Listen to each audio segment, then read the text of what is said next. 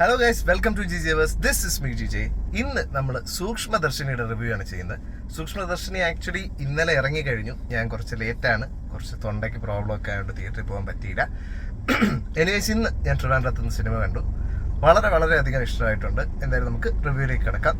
First പേര് പോലെ തന്നെ സൂക്ഷ്മദർശിനിയാണ്. വളരെ സൂക്ഷ്മമായിട്ട് നിരീക്ഷിക്കുന്ന ഒരു ആളെക്കുറിച്ചുള്ള ഒരു സിനിമയാണ്. സോ സിനിമയിലേക്ക് വരുമ്പോഴത്തേക്കും നസ്രിയ ചെയ്ത ക്യാരക്ടറാണ് പ്രിയ എന്നാണ് പേര്. അപ്പോൾ പ്രിയ എന്ന് പറഞ്ഞ ക്യാരക്ടർ ഫാമിലിയൊക്കെ ആയിട്ട് ഭർത്താവും മകളുമായിട്ട് സുഖമായിട്ട് ജീവിക്കുന്നു. അപ്പോൾ അവരുടെ വീടിനടുത്തേക്ക് ഒരാൾ താമസം മാറി വരികയാണ്. ബേസിൽ ചെയ്ത ക്യാരക്ടർ ആനുവൽ.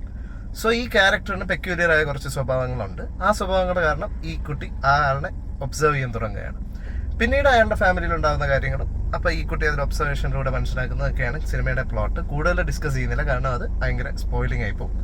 ഈ സിനിമ ഒട്ടും സ്പോയിലേഴ്സ് ഇല്ലാതെ കണ്ടാൽ മാത്രമേ അത് ഫുൾ എക്സ്പീരിയൻസിൽ അനുഭവിക്കാൻ പറ്റൂ. പിന്നെ ഈ സിനിമ ഡയറക്റ്റ് ചെയ്തിരിക്കുന്ന ജിതിൻ MC എന്ന് പറഞ്ഞ ആളാണ്. പുള്ളി ഇതിനു മുമ്പ് ഒരു സിനിമ എടുത്തിട്ടുണ്ട്, നോൺസെൻസ് എന്ന് പറഞ്ഞിട്ട്. അത് വലിയ ആളുകളിലേക്കൊന്നും എത്തിയിട്ടില്ലെങ്കിലും ഇത് ഉറപ്പായിട്ടും ഒരുപാട് ആളുകളിലേക്ക് എത്തും. പിന്നെ എനിക്ക് ഫീൽ ചെയ്ത കുറച്ച് കാര്യങ്ങൾ ഞാൻ പറയാം. ഒന്ന്, ഇതിനകത്ത് മ്യൂസിക് നല്ല ബ്ലെൻഡ് ചെയ്ത് സൂപ്പർബായിട്ട് എല്ലാ സീനെയും എലിവേറ്റ് ചെയ്യുന്ന രീതിയിൽ മ്യൂസിക് കൊണ്ടുപോയിട്ടുണ്ട്. പിന്നെ എടുത്തു പറയാനുള്ള കാര്യം എന്ന് പറഞ്ഞാൽ ക്യാമറയും വിഷ്വൽസുമാണ് നല്ല രീതിയിൽ. അതായത് ഇതിനകത്തൊരു ഒരു ടൈറ്റിൽ വരുമ്പോഴത്തേക്ക് ഒരു പർട്ടിക്കുലർ ഫ്രെയിമിനകത്തൂടെ കയറി പോകുന്നൊരു അത് ആദ്യമേ പറഞ്ഞേക്കാൻ ടൈറ്റിൽ ആദ്യം ഒന്നുമില്ല. സോ ആദ്യമേ റെഡിയായി ഇരിക്കേണ്ട ആവശ്യമില്ല. ആദ്യം കുറേ പേര് ചമ്മെന്ന് കണ്ടു. സോ ആദ്യമേ ടൈറ്റിലൊന്നുമില്ല, ടൈറ്റിലൊരു ഇടയ്ക്കൊരു സ്ഥലത്താണ് വരുന്നത്.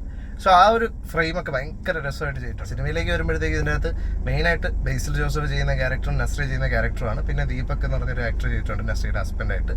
പിന്നെ ബേസിലിൻ്റെ അമ്മയായിട്ട് ചെയ്യുന്ന ക്യാരക്ടർ. പിന്നെ അല്ലാതെ മറ്റേ നമ്മുടെ അയ്യപ്പൻ കൊച്ചിയിലെ ഡ്രൈവറായിട്ടും അല്ലേ, പുള്ളിക്ക് ഇതിനകത്തൊരു ക്യാരക്ടറുണ്ട്. പിന്നെ സിദ്ധാർത്ഥ് ഭരതൻ, അങ്ങനെ ഒരുപാട് ആക്ടേഴ്സ് വരുന്നുണ്ട്.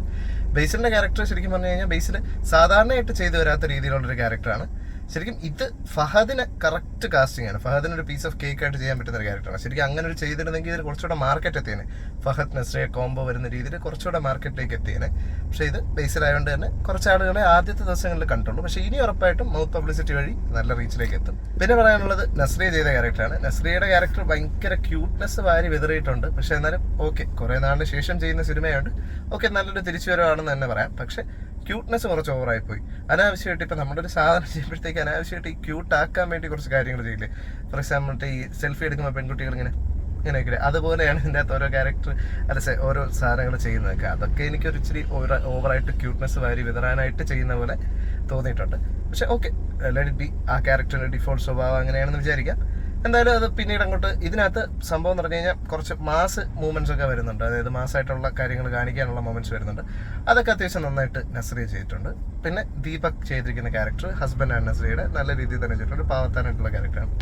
പിന്നെ നമ്മുടെ ബേസിലിൻ്റെ അമ്മയായിട്ടുള്ള ക്യാരക്ടർ ചെയ്തിരിക്കുന്നത് അവരും നന്നായിട്ട് ചെയ്തിട്ടുണ്ട്. സിദ്ധാർത്ഥിലേക്ക് വരികയാണെങ്കിൽ സിദ്ധാർത്ഥ് ഭരതനെ എനിക്ക് ഭയങ്കരമായിട്ടൊരു താല്പര്യമില്ലാത്തൊരു ആക്ടറാണ്. അതായത് ഭയങ്കര ഒരു കിടല അഭിനയമാണെന്നൊന്നും എനിക്കങ്ങനെ തോന്നിയിട്ടില്ല. പക്ഷെ ഇതിലോട്ട് വരുമ്പോഴത്തേക്ക് ഇതിനകത്ത് പുള്ളിയായിട്ട് തന്നെ ബിഹേവ് ചെയ്തൊക്കെയാണ്. പക്ഷെ സിറ്റുവേഷൻ വന്നിട്ട് നല്ല ഹ്യൂമറായിട്ട് കൺവേർട്ട് ചെയ്തിട്ടുണ്ട്.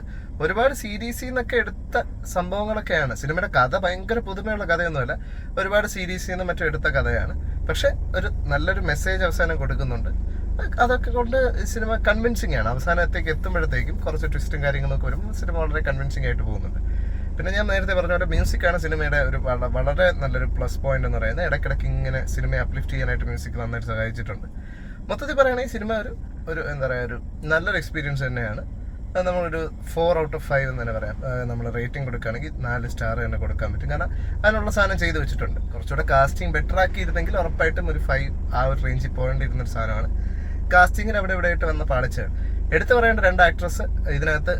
ഇവർ 3 പേരും കൂടെ ഒരു വീട്ടിനകത്തോട്ട് കയറുന്നൊരു സീനുണ്ട്. അതിൽ ആ 2 ആക്ട്രസ് ബെല്ലടിക്കുമ്പോഴും പിന്നെ സൈഡിലുള്ള ഒരു സീനും, ആ 2 പേരും സൂപ്പർ പെർഫോമൻസ് ആണ്. ശരിക്കും പറഞ്ഞാൽ ആ ഒരു സീൻ അവർ ശരിക്കും ഭയങ്കരമായിട്ട് തിയേറ്റർ ഫുൾ അങ്ങ് ചിരി പടർത്തിയിട്ടുണ്ട്. പിന്നെ ബേസിൽ അറിയാലോ, ബേസിനെ ഇപ്പോൾ ആളുകൾക്ക് ഒരുപാട് ഇഷ്ടമാണ്. അതുകൊണ്ട് ബേസിലിനെ സ്ക്രീനിൽ കാണുമ്പോൾ തന്നെ ബേസിലിൻ്റെ അടി കിട്ടിയാൽ പോലും ആളുകൾക്ക് സന്തോഷമാണ്, ചിരിക്കുകയാണ്. ബേസിലിനി എന്ത് തരത്തിലുള്ള ക്യാരക്ടേഴ്സ് ചെയ്താലും ആളുകൾക്ക് അത് ഇഷ്ടമായി തുടങ്ങി. പഴയ ഒരു ശ്രീനിവാസനെയൊക്കെ പോലെ ഒരു ടെംപ്ലേറ്റിലോട്ട് ബേസിൽ എത്തിയിട്ടുണ്ട്. സ്ഥിരമായിട്ട് ചെയ്യുന്ന ക്യാരക്ടറിൽ നിന്ന് മാറിയിട്ടും അതൊരു വേറിട്ടൊരു വേഷമാണ്. സോ ബേസിലിൻ്റെ നല്ല പെർഫോമൻസ് ഉണ്ട്.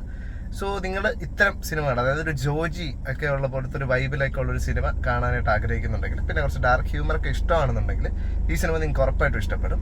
സോ ഈ സിനിമയ്ക്ക് ഞാൻ നേരത്തെ പറഞ്ഞ പോലെ 4 out of 5 ആണ് ഞാൻ കൊടുക്കുന്ന റേറ്റിംഗ്. സോ നിങ്ങൾ ഈ സിനിമ തിയേറ്ററിൽ കണ്ടവരാണെങ്കിൽ കമൻസ് അറിയിക്കുക. നിങ്ങൾക്ക് ഇഷ്ടപ്പെട്ടെങ്കിൽ അത് പറയുക, ഇഷ്ടപ്പെട്ടില്ലെങ്കിൽ അത് പറയുക. വീഡിയോ ഇഷ്ടമായിട്ടുണ്ടെങ്കിൽ ലൈക്ക് ചെയ്യുക. ഫ്രണ്ട്സിനും ഫാമിലിക്കും എല്ലാവർക്കും ഷെയർ ചെയ്യുക. GJ Bus എന്ന് പറഞ്ഞ എൻ്റെ ചാനൽ സബ്സ്ക്രൈബ് ചെയ്യുക. മറ്റൊരു വീഡിയോ കാണാം. അതൊരു kids me GJ signing off. By.